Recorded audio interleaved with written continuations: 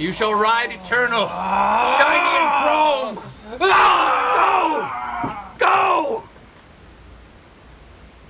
That's my intern, Andro. He's a good guy. Our truce ended when you banished us from the payphone bench. You used that bench to upset the balance. By the vapors of magma wrath, we will restore it. First off, I want to thank Z Graves for the awesome, awesome shirt. All the way from England. How cool is that?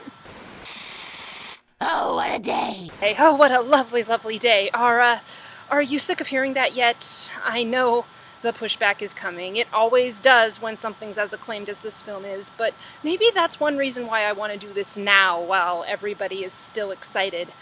Heck, it's why I wanted to do it after I first saw the movie.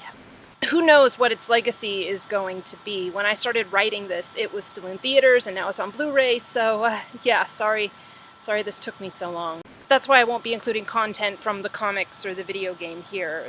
They hadn't been released when I started this, and the comics especially, I think, are really worth talking about on their own. Yeah, I'll get to them. I'll be upfront about this. I absolutely loved Fury Road. I have a hard time remembering the last time a movie has knocked me so hard on my ass, and one reason why I've lost track of how many times I've seen it is that it's one of those things where the more you put into thinking about it, the more you get out of it. The world is extremely dense.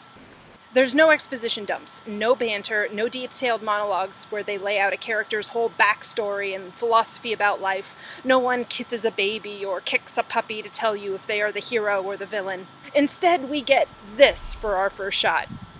Who is this guy? We don't know, but he says his name is Max, and that's the name in the title, so he's probably our lead.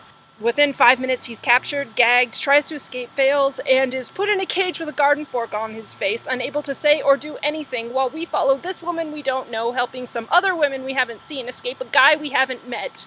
Although he seems to really like putting his brand on things like belt buckles and steering wheels and mountainsides and human beings, all while wearing a great big horse skull on his face, so he's probably our villain.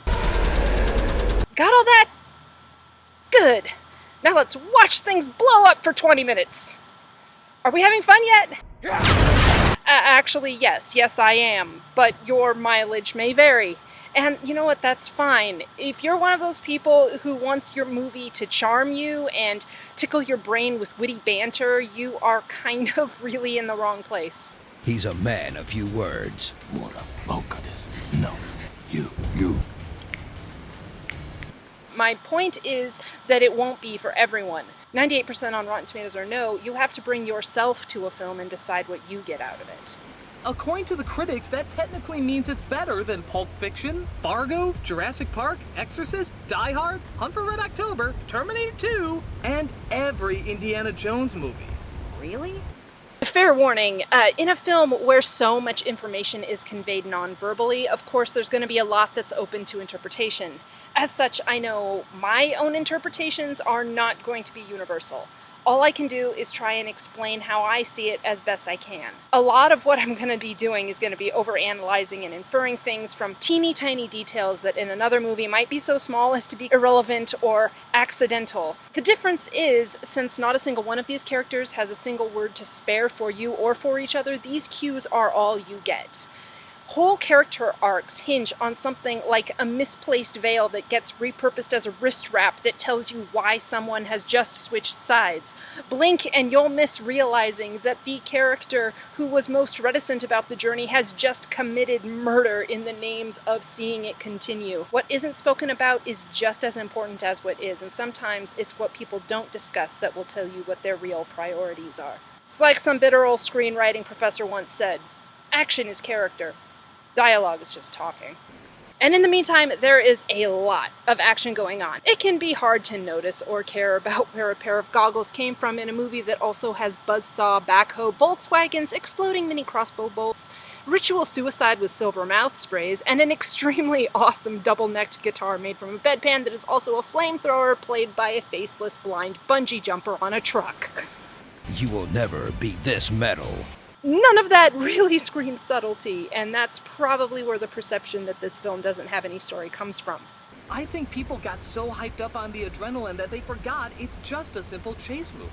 Okay, it's a little short on plot, but who cares when the action looks like this? Look, contrary to my name, I'm not an idiot. I know that with so much unspoken, you have to fill in a lot of the gaps for yourself. I'm aware that this is my interpretation. I'll explain how I see it as best I can, but still, I know a lot of you are going to see things differently or not see them at all. These are my opinions. They are not universal, and they are only worth what you decide they are worth. Also, this will be spoilers throughout. You have been warned. Do not become addicted to water. Damn it, Pam, that was vodka. If you're still here, let's talk about the single most underappreciated character in the movie. You know, the one whose name is in the title. What's your name? What do I call you? Mad Max Rockatansky. Coming up next. It's the end of the world.